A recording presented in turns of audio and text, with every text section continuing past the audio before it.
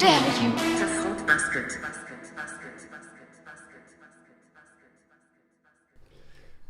Hello, Hi. welcome to the apocalypse. We have made it. A week ago, we had our first episode regarding anything to do with the protests. But this week is different because it's Pride Month. Yay! My favorite time of the year. Hi, everybody. It has been so fucking funny to see random twinks like trying to make this about them. They post themselves in front of the pride flag, but they add a brown stripe. Right. Or like Justice for George, and they're like, It's like, you're doing so much, sweetie. Mhm. Oh, good for you. Well, in honor of Pride Month, you said you wanted me to kick off the podcast with this segment, and I am honored to do it. Mhm. So to save you guys all of the trouble, I watched Hannah Gadsby's new special, Douglas. I have seen no mention of this in the media at all. It's been out for like a couple weeks, I think. Has it? I think we saw it on Netflix, like when we were gonna start watching Avatar. I think we saw a mention of it. It was like new releases. It's about an hour long, and it's about what you would expect. So I watched it so you guys wouldn't have to, and so you wouldn't. I know you would hate it, Jordan. But I watched it. I couldn't endure another one of her. It was equally. The thing is, this time around, it wasn't. So it was lecture-y, of course, but it wasn't so like holier than thou lecture-y. It was just boring and unfunny lecture-y. You know, like there wasn't really any. Okay, so she starts the show. Hannah Gadsby, Nanette, starts the show with like. From Nanette she was referring to somebody else, right? Who is Nanette? I don't even remember. It was too long I don't ago. either. It was like 2018, I think, when it came out. Because I saw another article where she commented on Louis C.K., which is so funny because her comments are so outdated, and you can tell because he's obviously addressed it since. But anyways, and he's way funnier than she could ever dream of being. So in the show, and we'll get back to Louis C.K., in the show, at the very beginning, she's like, okay, the show how do I do an accent? The show hasn't started yet. Very nice. And oh my god, okay, so sorry, I'll stay on track. The show hasn't started yet. I'm gonna lay out the what I'm gonna say, and so she literally lays out her entire act. In about 10 minutes, she lays out what she's going to say, every single thing every joke, like every premise of every joke that she's going to talk about. She says, like, I'm going to talk about an instance at a dog park. I'm going to lecture you guys a little bit. I'm going to come up with some observations about Americans. And then finally, I'm going to end on a Louis C.K. joke. And she railed on that part. She was like, and this is the funniest joke I've ever written. Like, you guys, it is a good fucking joke. When I say that joke, I'm going to drop the mic. I'll be the judge of Except this. I'm autistic, and she literally says, except I'm autistic, so I'm not going to drop the mic because it'll make a loud sound. I'm just going to gently place it on the ground. I'm autistic? I'm an autist. She's awful, and like every joke she makes, she looks at the camera and she's like, you know, she does those big bulging fucking eyes and the big smile on her face. It's awful, just so awful and like corny.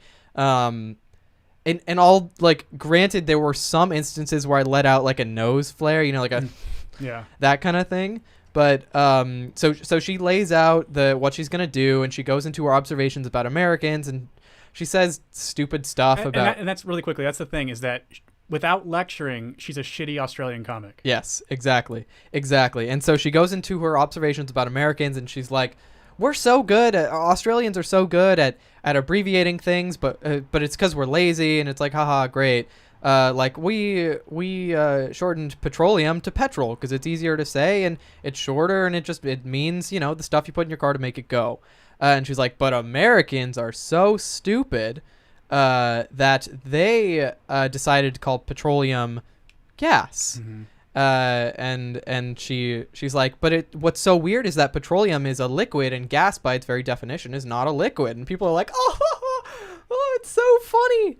And that was like the biggest part of her Americans observation joke. Right. And all of her observations were just kind of surface level, you know, and she made some weird like Tumblr-y jokes that I've heard before, you know. Okay. But the Louis C.K. joke, So when she goes into a lecture, she literally, which I thought was kind of clever, she literally goes into an art history lecture. She just puts paintings up on like a projector and she talks about them, which I thought was kind of interesting if it weren't a comedy special. You know, I'd be like, oh, cool, that's a painting I've never seen before. I don't know anything about it. What's the history? Like that painting of the diptych with like, or it's, I think it actually, they believe it's actually 3 panels, but the 2 panels of like the dead Mother Mary and the priest on his knees praying. The priest was one who was hired to poison the model that was used to paint the Mother Mary. So that is a cool painting to me. I forget it's like Madonna and red cherubs or something like that.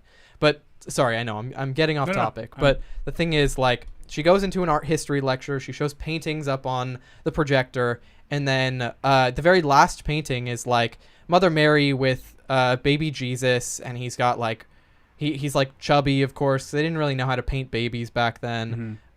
He's chubby. He's laying on the ground and he's like reaching for something.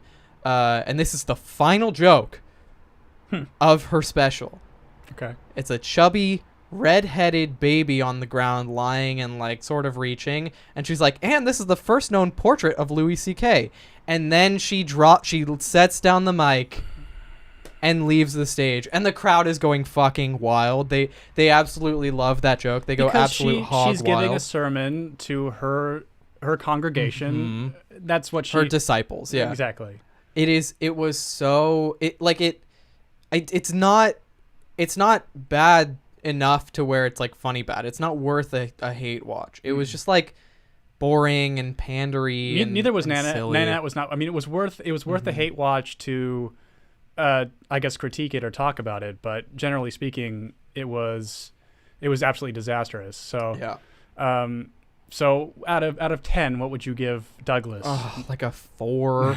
She expressed some self-awareness, which I think is important for this, like, for her second special. You can't express self-awareness though while then immediately taking yourself entirely too seriously. I know. The thing is, like, so at the beginning of the show, she was like, I don't know why all of you guys are here. All I gave you guys in the last special was trauma.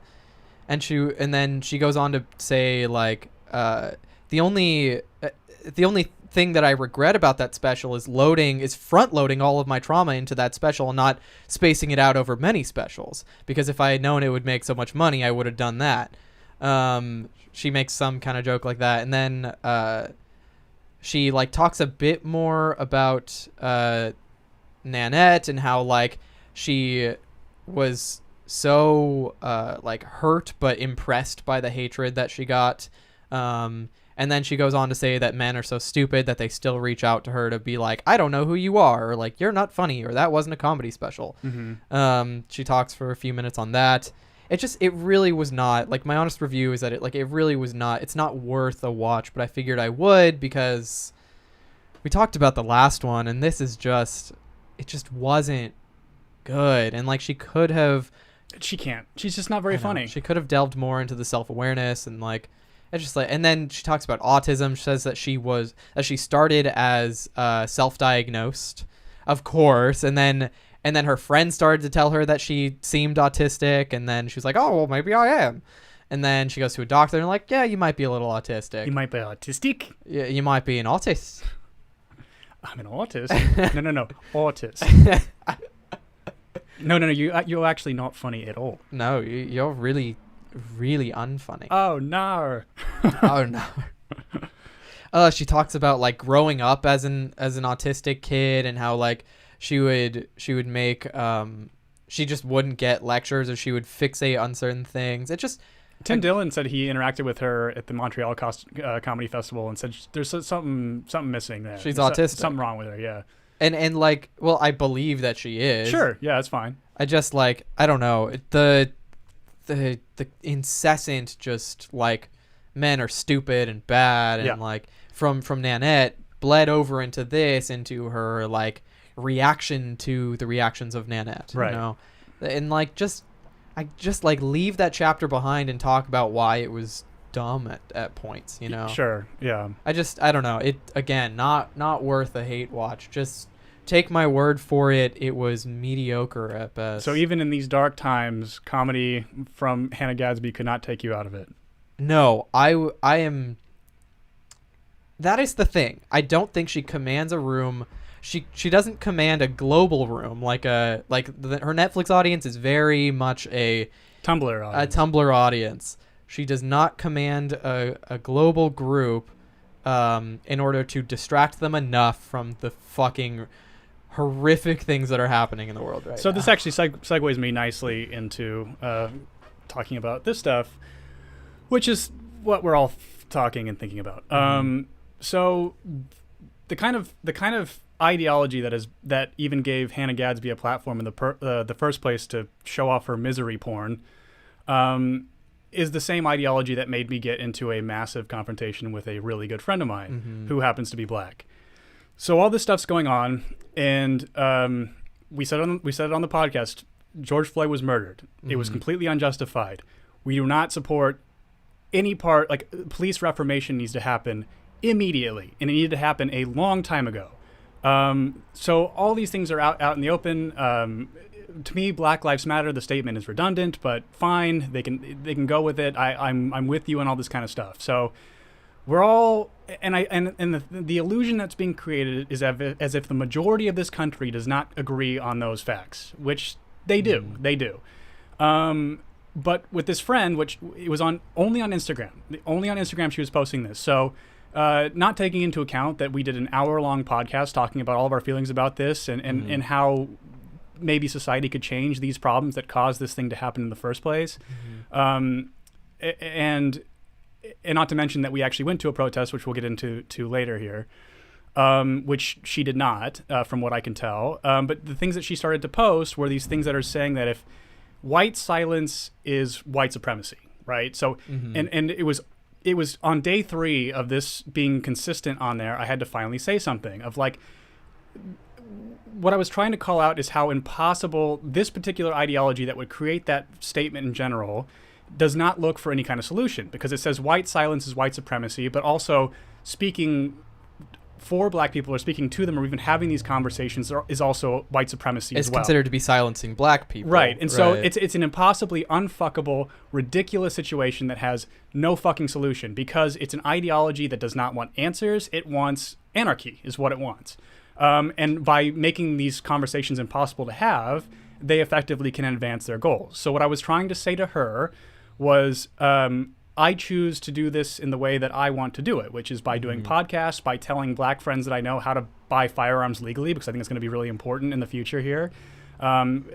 These are the things that I know how to do, right? And also giving money, but doing it privately, because I think there's more integrity in doing that. And I've learned that I was thinking about it, like this Black Square thing is exactly what I've noticed was the same thing when Charlie Hebdo happened.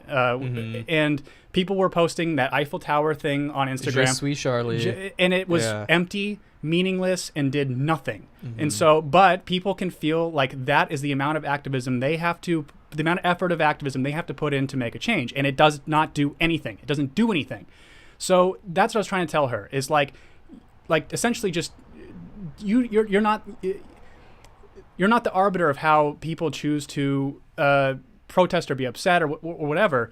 So we were generally in agreement for the beginning. Then she slept on it, and then it turned into this huge thing that came back in the morning. Is how dare you, as a white man, tell me as a black woman how I am supposed to protest, which is so obviously not what I was doing. Right. It's not even close. But the thing is that she's so deeply entrenched in this ideology that she has a brain virus in thinking that somebody who is her peer and her really good friend and has done lots of stuff for her in a specific field that she would have had to pay a lot of money for, she doesn't see any of that merit of me as her friend. She sees me as someone that is not equal to her because she is black. And I am unwilling to have a relationship with anybody that views the world in this way. And the problem now is that these protests have been completely co-opted by this particular left-leaning ideology that we have railed on on this podcast for 70 episodes. Or more, actually, at this point. So, I don't know. Is there anything you want to add? Let's talk about the black squares, because Jacob actually commented on that right as you were mentioning your instance of that. Jacob says, people were pushing that if you didn't put a black photo on Instagram, you are a racist, SMH, all because some black people don't want to virtue signal to not seem racist.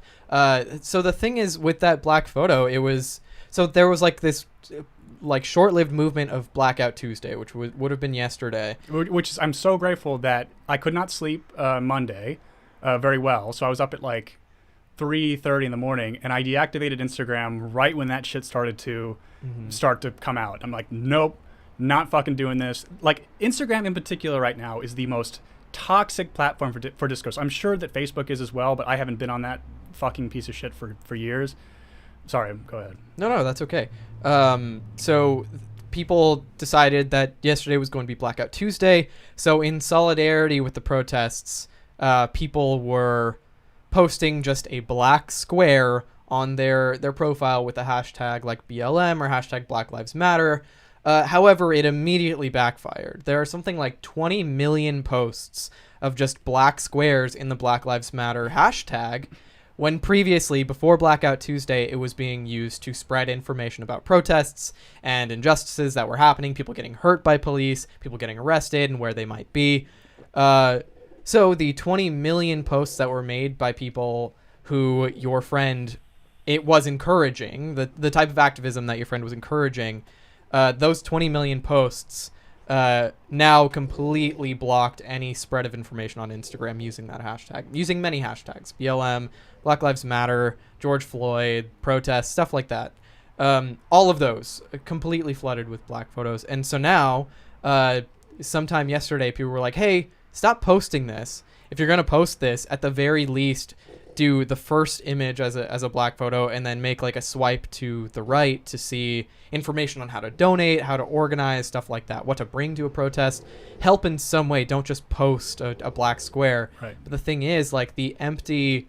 The slacktivism that it is really is like any person who has been silent up until this point has a reason to say nothing by posting. Right. So any friend that you had who is like who has been silent on this issue, maybe on Instagram, is now just going to post a black square to stand in solidarity, but really to virtue signal about it. So they don't have to do anything. Exactly. And it is an excuse to do nothing by posting a black square on. And what's really important Tuesday. is I think that everybody, including her, understands how fucking dangerous these protests are right now. Not the actual act of protesting. That's important. It's your First Amendment right, and I think that in order for some kind of change to happen, these need to happen. Yep. But we were there, and we saw how quickly it turned into a fucking riot. It was at a drop of a hat. You said this before we started the podcast, but we need to make a clear distinction between the protesters and the rioters and looters. And neither. This is what's so crazy to me. The right and the left are such fucking hypocrites, because on the left, they were the people telling us that if we went outside during coronavirus or we went back to work, we would kill grandma. And now they're the ones who are loving this protest and this anarchy. On the right, you had people doing these protests that we defended about going back to work, even though their rhetoric was kind of retarded, but they were still saying it was the right idea of, like, the economy, like, all these jobs are going to evaporate if we don't start to let restaurants open or whatever. One of the restaurants I DJ for is probably going to go under now because of just the 2.5 months that we had to stay inside. But now these same people on the right are endorsing an authoritarian police state. So the left and the right have completely lost the plot. They have completely lost the plot because all of their hemming and hawing was completely fucking disingenuous. It was never rooted in any kind of reality or any kind of integrity or virtue. And largely, the white people that you see being the most activistic about this issue are doing it because it's fashion. It's clothes they want to wear, and they want to virtue signal, and they want to be trendy in this moment. But by doing so, they're allowing the people that are telling you that you cannot speak about this in a certain way because you are white, they're giving them all the power, which is not a black position. It is a position of a very specific ideology that has affected, it starts at our fucking colleges, and it affects them with this fucking brain virus that the only solution, like, because what the people that are truly into the anarchy that is happening right now, aside from the protests, right? The protests are they seem to, like, they always devolve into the riots, but the people that are there, I would say at the protests we were at, and we'll show you guys some footage here shortly, I would say, like, scanning the crowd, and then it was about 30% of the people in the crowd left, and we were there later when people were like, don't fucking go near that. Yeah. Plenty of people were telling us not to go near it. But I would say we went to document it. That's why we were there. and in some degree to stand in solidarity as well. And I thought it was historically important to go. And credit to you, it was your idea to go ahead and do it because I had serious concerns about our safety if we actually didn't end up going. But it was the right call. I'm glad that we went to it. Especially because when the dust settles on this, we will have a position to argue with the people who didn't, that just virtue signaled and thought that was enough.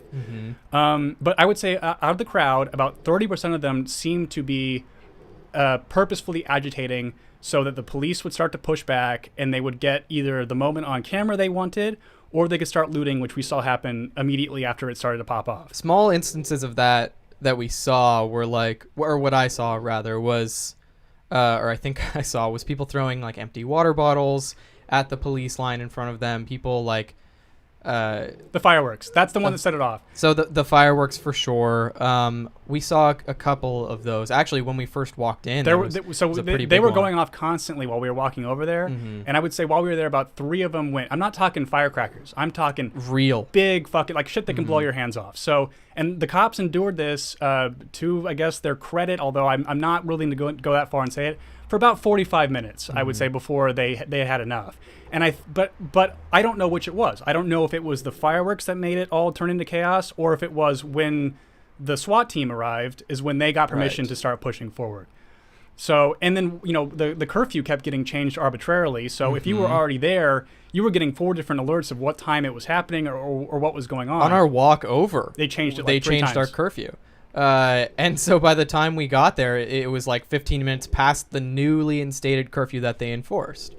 So, and it is impossible to expect people to keep up with that, to expect everybody to keep up with these newly instated curfews if they're in the middle of the protest. Right. They probably aren't looking at their phone. They're holding signs and like shouting and raising their hands. Right. So the thing that I feel so strongly about curfews is that they are enforcing them so they have a reason to be brutal and to arrest. I also think that because it's by nature super unconstitutional, to the people that are aware, they're encouraging the people who should be angry about it to escalate what they're doing. And so, like, I think largely these curfews have been one of the motivating factors that is pouring gasoline on these things that are happening. Yeah. Also, we're now seeing in real time something that I've been saying for a long time, and one of the things that needs to fucking go away is the absolute unbridled militarization of the police. They looked like fucking soldiers. They were in $3,000 worth of gear. Right. And my attitude is fine, but I'm allowed to fucking own an APC. I'm allowed, like those giant trucks that you guys see. I'm allowed to fucking own body armor, which we're not here. I'm allowed to own a collapsible baton, which we're not here. I'm allowed to open carry if I want to. I'm allowed to do all the things that you're allowed to do. Then you can have all these things. Yeah. Deal. You can have them. But you allow me the same fucking courtesy, especially when shit like this goes down and you seem clearly unable to protect me. So, like, if you're unable to, or you get neutered in some kind of way, I have every right to do it how I want to do it. And so that's the fucking difference here, is like, under our noses, they completely militarize these fuck faces without granting us as citizens the same rights. And so this is where the problem, like one of the big problems lies on it. And can you read this one here? Yeah. So this is, I think your at is pronounced Dick Punk. Daily Caller reported Floyd had the beer virus too now. Yeah, coronavirus. Of course. And also fentanyl and other shit. It's like they we should talk about that as well. What they need to do is throw this guy under the bus. I do not care because throw Chauvin under the bus. Yes, like because it's not worth it. It's not worth it to try to get out of this. But the fucking mistake they're making right now is upping the charges to second-degree murder, which if you guys are not, you're going to get him acquitted. That's what's going to happen. Because if you're going for second-degree murder, the only way that you can actually prove that was the case is if all the other cops that are being implicated now throw him under the bus, say he's always been a racist, and that he definitely targeted George Floyd to kill. That is the only way that you can make this stick. The thing is, so we know of Derek Chauvin's record. We know that he has like 10 counts of brutality and several counts of him being brutal towards a minority. Native American, I think he killed in 2003 or something. Yeah. He's done this in the past. That is something that they could potentially bring up as like a legal reason to up his sentence or his charge. It's going to backfire on them, and well, at least I'm concerned that it will, because if he gets acquitted, dude, it is going to be absolute anarchy. And the other part of it too is it's like, focus on these, like, if you need to focus on these past charges, because every time that these events happen, you look at the cops record and there are over 10 complaints. And so get rid of these fucking people, like, just out, you're done. And Neononi said earlier, he was talking about but the right are advocating a temporary police state because cities are being burned down. And I understand that sentiment, which is also the thing about the National Guard. Like, I don't know what they're supposed to do anymore. I really don't, because that element has to stop, because the people that are suffering from this are not corporations. They are minorities who own businesses. They are white people who own businesses, independent people who own businesses that are already fucked because of the coronavirus thing, and you're fucking them even more. And so I understand that, but it's like the thing is that I don't think that's the only reason why the right's doing it. I really don't. I don't trust them at all, really. I don't think either side gets really what's going on here. And again, it's like they aren't, like, the right is unwilling to and it's, I guess I'm speaking to Trump, and Trump has just fucking massively failed in every fucking direction.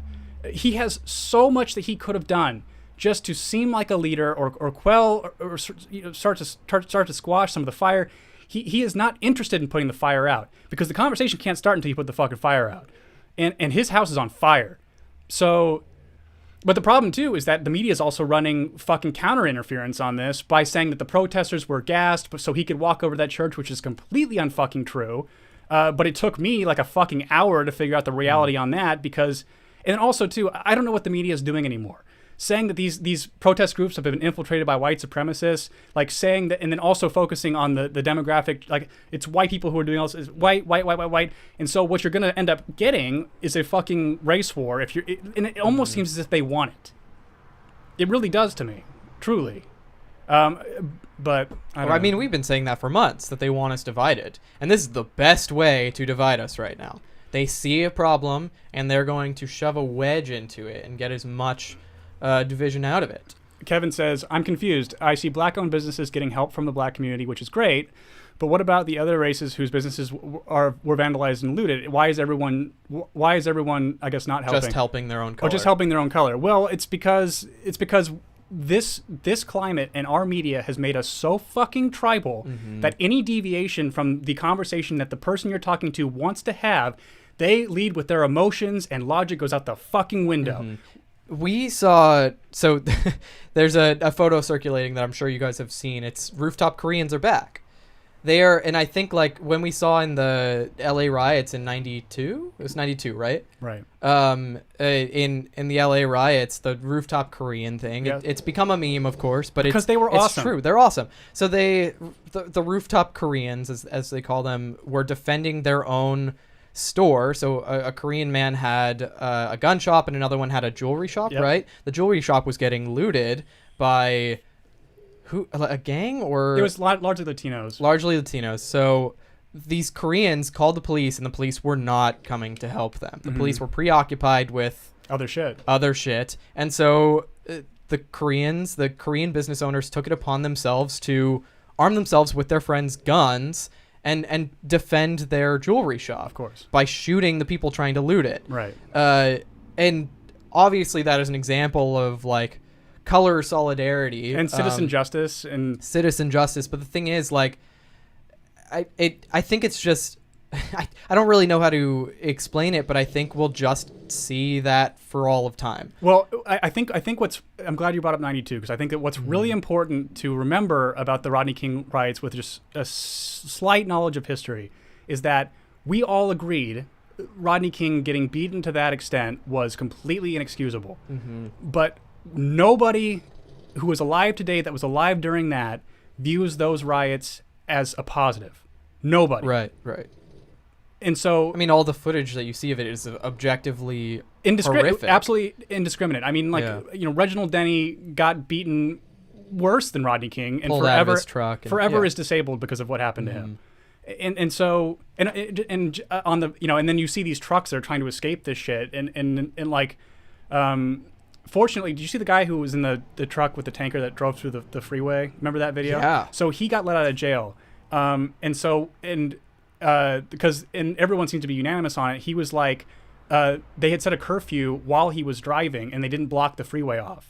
So he didn't know. Are you talking about the recent one? The recent one where he was in the big truck and he drove. My friend was at that protest on the freeway. So they hadn't set up roadblocks, so he didn't know that he couldn't go up there. And then once he was already going fast towards them, and when you have that much weight behind you, you can't fucking stop on a dime. And so he didn't do. It was a total accident, but it was framed as, look at this fucking crazy person driving through this group of protesters. But like, how else can you see it when you see just the footage and you don't hear? Sure, and input? even he said that even though people were attacking the car, people were actually helping him. He was like, it was not, which is important to remember.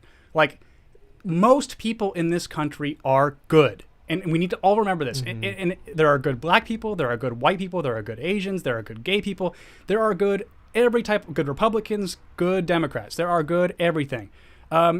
Unfortunately, as with everything, the bad ones ruin it for everybody.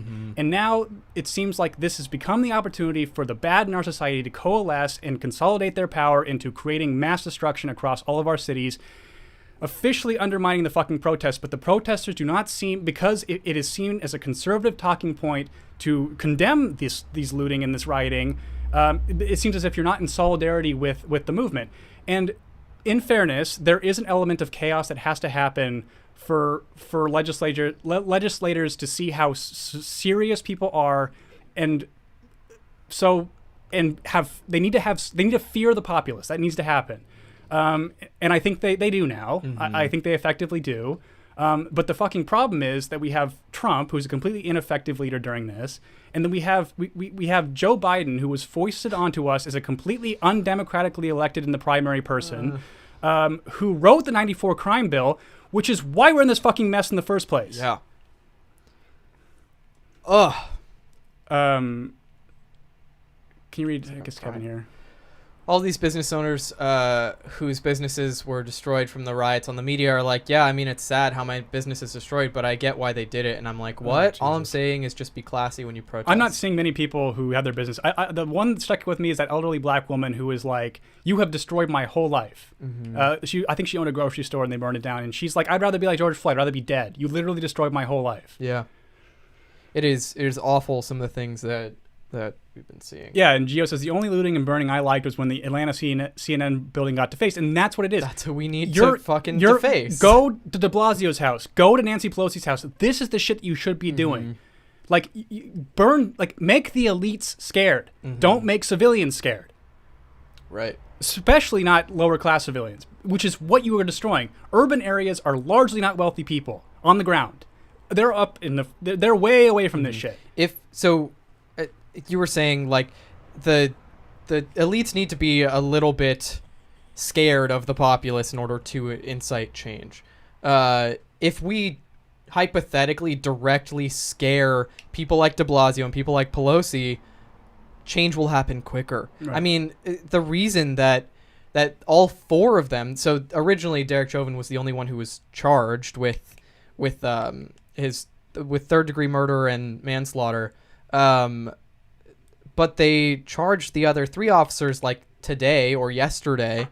And I think because it was so expedient is due to the fact that people are going absolutely fucking wild because shit didn't happen. Justice isn't happening. So of course, like, the fear is in the elites who are able to make change happen. If we really scare them personally, hypothetically,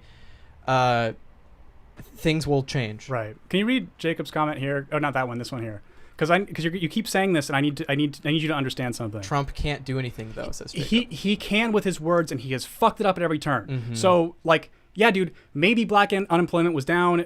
That's all great news. Like, when you got into office, like, but saying you're like Abraham Lincoln is not the shit to say right now. No, it's so fucking obvious, and it's also so fucking simple. You need to talk to both. You need to go, like, take footage of all these elderly black business owners that had their businesses burned down, put that video online, and then say that these are the people that I am trying to protect, the citizens of my country, and these fucking thugs, which I think was appropriate to call them that, is why I'm sending in the National Guard to try to protect this black lady and her business. That is so simple to do. So fucking simple. And he cannot do it. He is unable to do it. So, Jacob, he has a fucking chance to do this here simply by speaking. He has the largest platform in the world. He wouldn't alienate anybody listening. if he said that. Yeah, I know.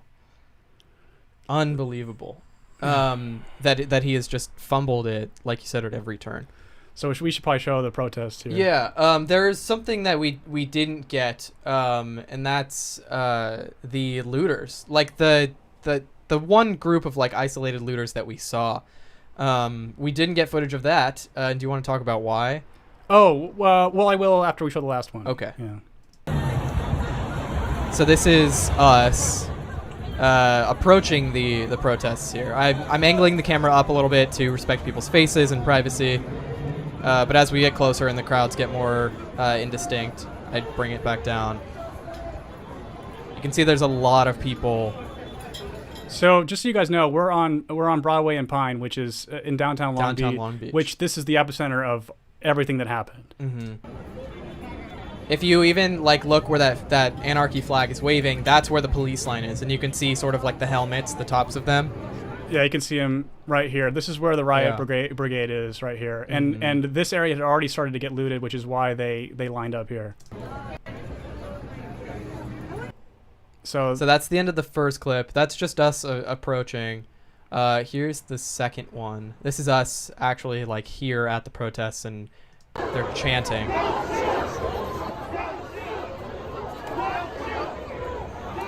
I mean, obviously lots of signs and hands in the air.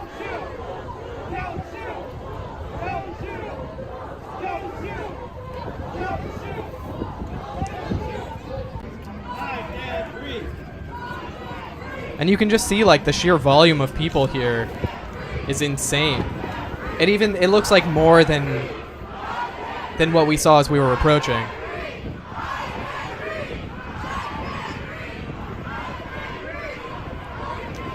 I'm bummed you didn't get the guy over here. I filmed him on my Periscope for a second, but he was like that kind of frumpy white guy who's like, I can't. He said it once. He said it once at the beginning of that part of the clip. He was just the personification of the leftist person. Yeah. I think his intentions were good, but it was just funny to me.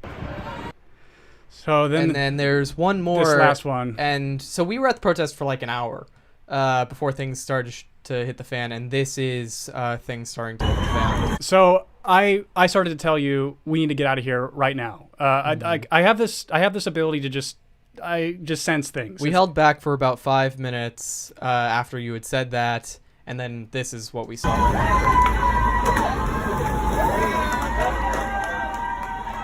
So protesters are coming from the opposite direction of where the protest was happening, so they got moved and began marching this way towards the other protesters. And that's me pointing at the APC vehicles. What was that? SWAT, man. SWAT. Jesus. So there are about 4 or 5. You can't see all of them, but at least 4 or 5 SWAT vehicles passing by. And then the rest of the protesters walking this way. And then they started shooting tear gas. And we started running. And then when I look back, you can see the line of policemen in gear coming towards us. Coming towards us, yeah. But what they did, instead of coming down the street where we were running, so we ran away from the protest, obviously, because we didn't want to get tear gassed. I was wearing contacts, and that shit will fuse to my eyes. Yeah, that was my exact wording. Greg says, I heard Jordan on the live say, this is getting unwise. And when I tell you, my heart dropped. It was. I mean, and we obviously got it on footage, but like when the cops were approaching, like you just saw in that last clip, they turned down the street, which was towards the protest, which means they were flanking them from 2 angles. And so they were squeezing the protesters into one block, and then obviously the SWAT team arrived and they started to tear gas. Right. And shoot rubber bullets and stuff. And shoot rubber bullets. And that was the thing, is like, you know, we could endure tear gas and we could have gotten out of it. It's harsh. I've been around it before. It's bad. But rubber bullets can fucking, if they, like, you know, you have that chest thing. If they were to hit you in the heart, it would definitely kill you. Yeah. Like, we've seen 3 reporters now that have I don't have a mechanical heart strapped to the front of my chest. Yes, I just have a bone structure that is not very conducive to breathing. Right. Or blood circulation. Blood circulation or any of these good things. And But yeah, so while we were running away from that, what we saw was dudes immediately start to break the glass and loot a Jersey Mike's because they were just waiting for that. A Jersey fucking Mike's. I mean, what the fuck? So like that, the fact that it was a Jersey Mike's just shows how fucking indiscriminate this is. We saw, right after that clip of us running is when we saw these looters taking a hammer to Jersey Mike's, and it's like pretty sturdy Hammers, glass. bats. It was bouncing off the glass, and he hit it so many times that finally it shattered. Sorry, I didn't mean to bump your mics, but finally it shattered, and we had our cameras on him. Or I took out my camera, and you had your live on him. And he saw us filming him, and he said, "Stop fucking filming me." Yeah. And then it was a group of like 5 or 6 and they all turned around looters. when that happened. I'm like, fucking nope. We because gotta go. If I would have kept filming them, they would have definitely killed us. Yep. I heard it in his voice. I saw it in his face, even when he's wearing a mask. There is no fucking way that dude would not have swarmed us and killed us, because they were not interested in the fact that we were there to protest. They not interested at all. They were taking clear advantage of a protest in order to incite anarchy. Yes. For their own self-interest, to break into a fucking Jimmy John's and maybe steal a safe that has $200 in it. Right. You know, it's a Jimmy John's or a Jersey Mike's, whatever. Same fucking owned, basically, probably owned by the same corporate person. sub shit. Yeah. So like, what is the point? But those were the only explicit looters that we saw. We saw fucking crazy people throwing fireworks. But we saw the aftermath, and we know that it was not only just there, but Second Street also got looted. So like, it wasn't just that. So we were fortunate, I guess, enough as you know, very lazy journalists to witness it in real time, and also how angry and indiscriminate the looting was by these people who were there to start shit. But on the bright side, the silver lining is, after this all happened, the whole community came together to clean shit up. And that's what Long Beach is really about. This city fucking rules. And the thing that the reason why I am so grateful that we went in Long Beach, in downtown Long Beach, the city that I'm fine, it's too late now, we live here, and we love it very, very much, is that Long Beach is racially diverse as fuck. It's wealth diverse as fuck. Like, and the people that I was seeing on the ground were white, black, Mexican, Asian, rich, poor. It was everything. And I think that these fucking protests going on Hollywood Boulevard, it's going to be all one demographic. Like, or West Hollywood, it's all one fucking demographic. Like, or at least it's never going to be as diverse as what we saw on the ground where we live. New York might be comparable, but that's kind of what I love about Long Beach, is it's LA and New York fucked and had a kid. That's what Long Beach is. And largely, like, our working population are dock workers in San Pedro. That's who our people are, which is also why I love living here. So it's just, I need people to understand that these protests are good and they are demanding a change that needs to happen, but there is an anger that is totally stemming from a bunch of other shit that doesn't have to do with George Floyd. If you want to even just put it to one example, it's because we were compliant for 2.5 months, staying inside while we're watching these numbers not reflect the amount of restriction we were putting on our lives. So this is the inevitable pendulum swing after doing that. And what I find amazing was NPR put out a tweet that said that clinicians are now saying that white supremacy is a bigger problem than coronavirus, so they support the protesting. And it's like, so now we're done listening to doctors, right? We're done. Like, you've totally shot your wad. You've ruined our economy. And most of the deaths, the average age is over 65 or people. So yes, this was a more severe flu type situation. But what we did plus now this has destroyed our economy for probably the next 25 years. Anyway, Kevin said something interesting about Asians. It's to be honest, it's low-key great. The political race card is trickling away towards Asians. Less attention to us regarding the topic of race, LOL. But also there was not a lot of protests regarding Asian racism. Yeah.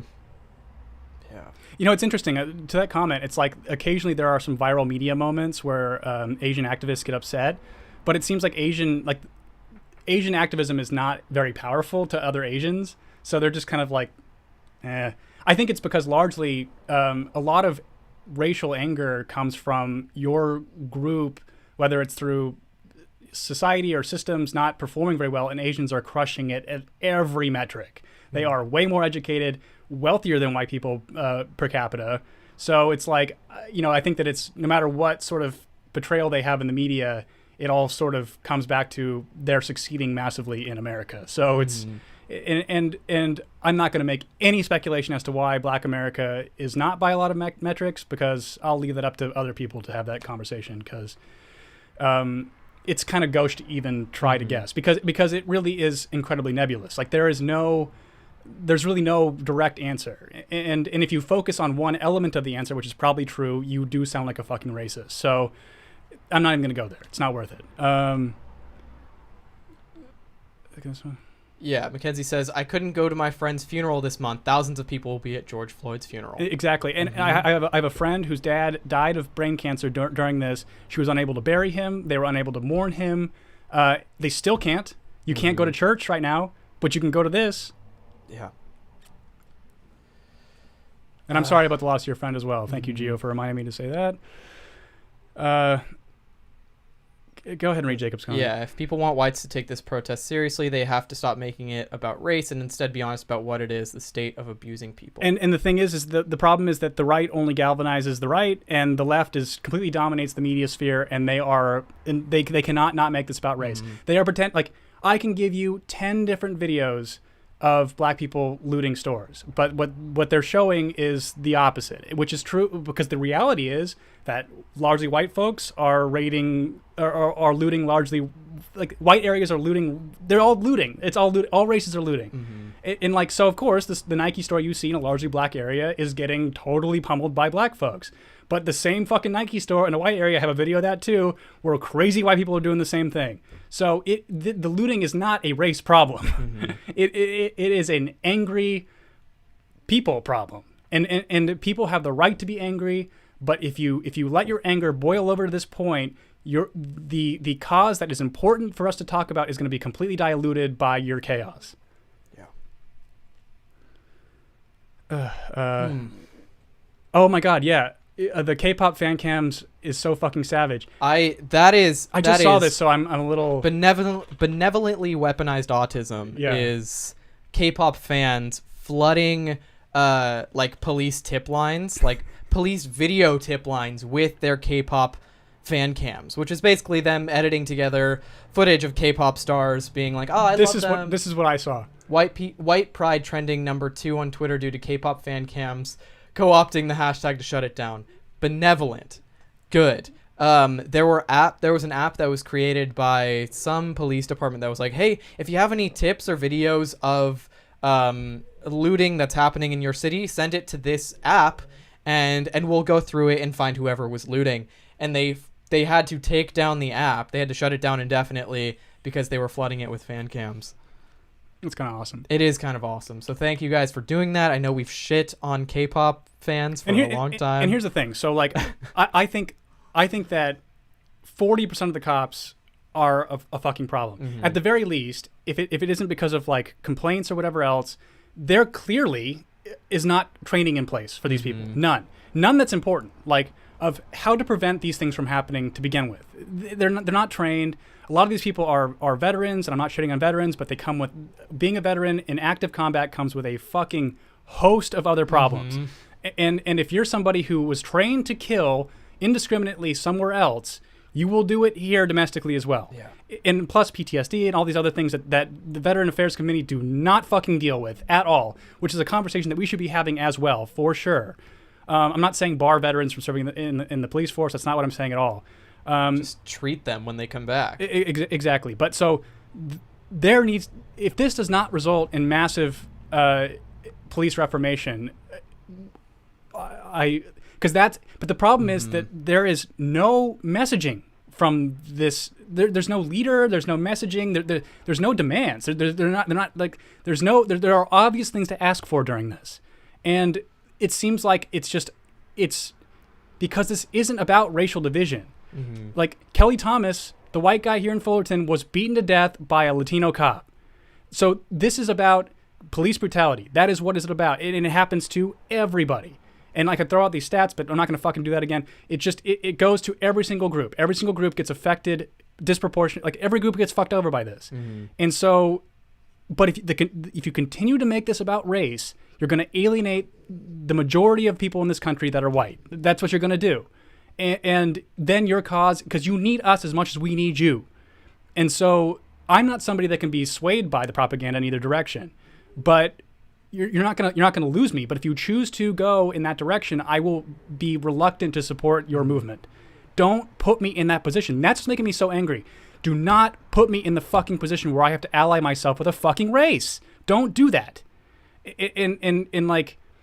Because like if you put me in that position, I'm just keeping my mouth shut for fucking ever on this issue. I'm not even gonna fucking touch it. We need to. You mentioned that we just need to talk a lot more about police reform, and we need a leader who is willing to do that. And it ain't Joe Biden. It ain't. It is not. Joe Biden is the candidate who is not going to implement any kind of structural change to our government. He's going to keep it exactly as it is. He'll just be Trump with a different color painted on his face, meaning blue paint instead of red or orange.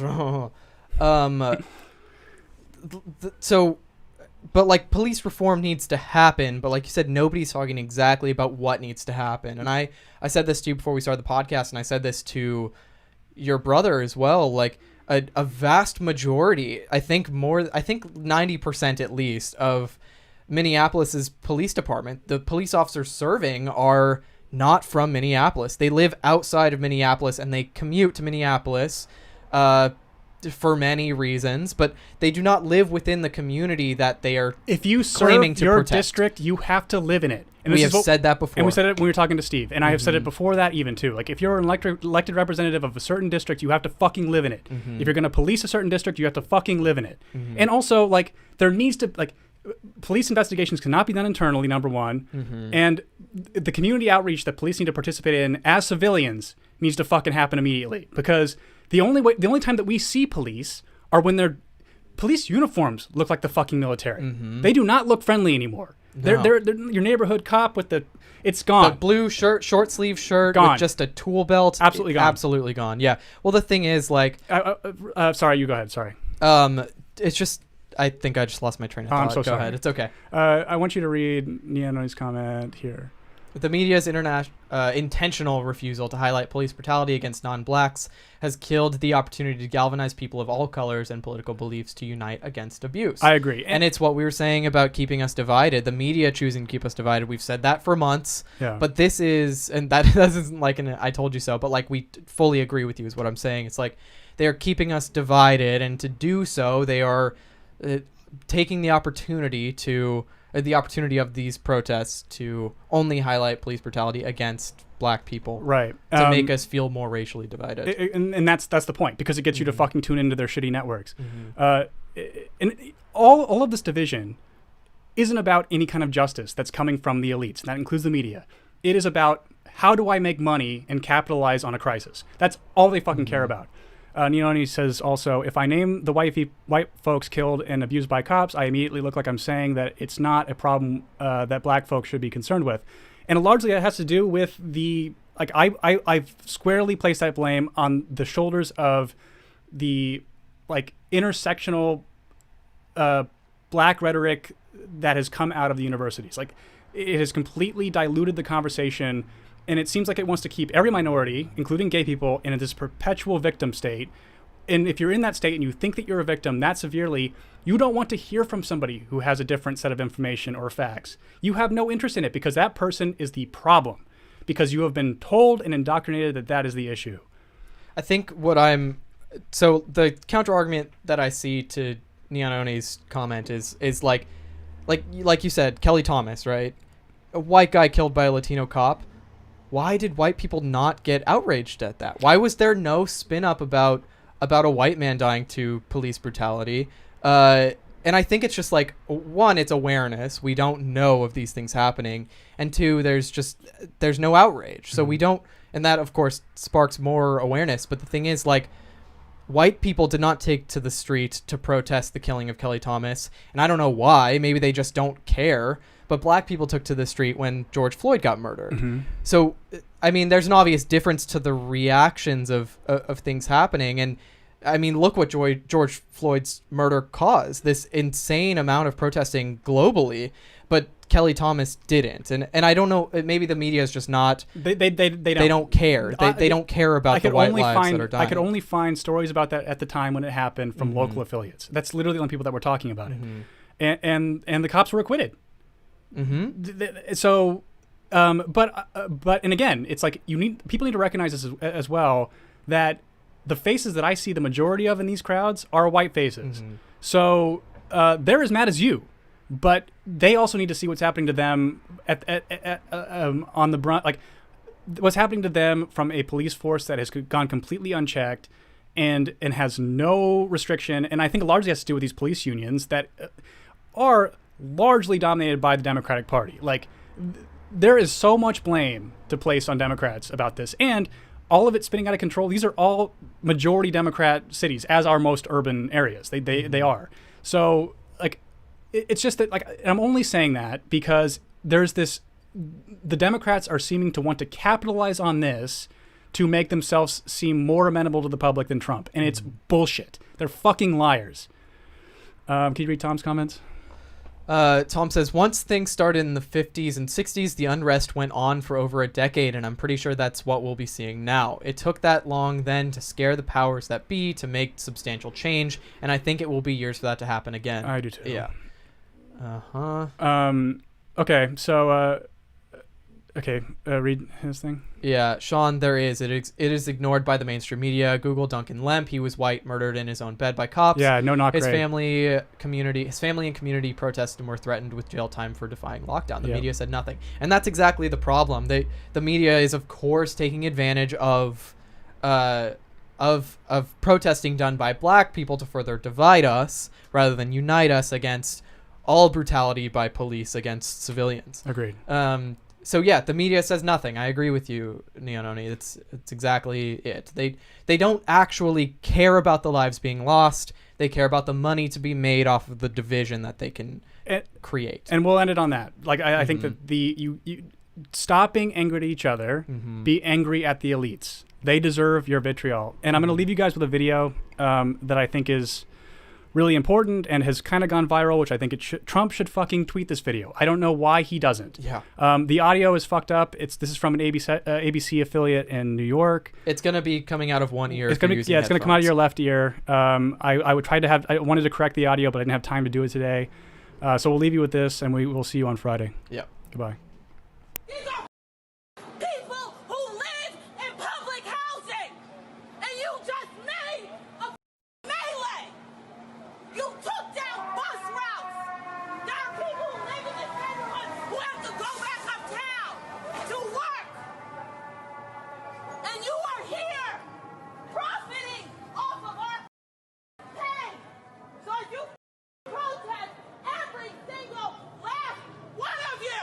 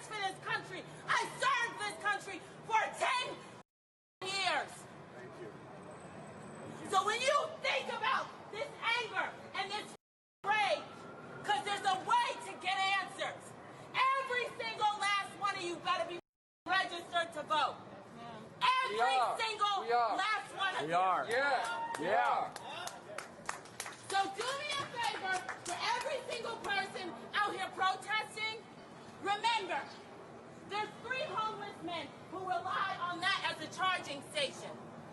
And what? Will it even work now? For the sake of what? So you can go back home to your comforts. Sit in your house and think that you did work today. There are people out here who work in these bodegas, who are security officers, who are maybe not descendants of slavery, but came over here as immigrants to do their jobs. So great, everybody's. And you created an unsafe environment. And I am tired of it. I don't care how you decide to organize and protest. But you don't riot. You don't burn my neighborhood. I'm a resident here. And you will realize this resident doesn't look like any of you. Because she is black. She has a right to be mad. But when you come in here with your privilege and you take down resources that my community needs, these houses, these buildings are dilapidated because we don't have patrons here. There are immigrants who built a eyebrow threading studio. And we got spray paint on there.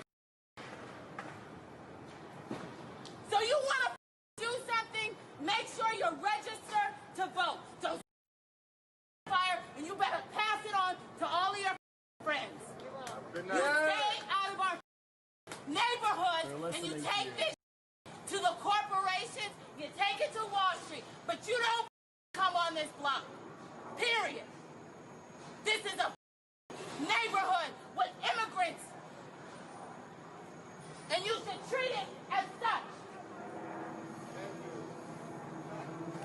Yeah.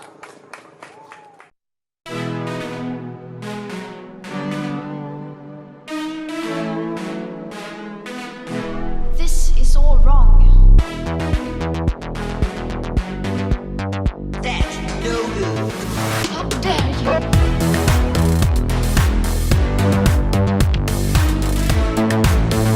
You have stolen my dreams. That's no good.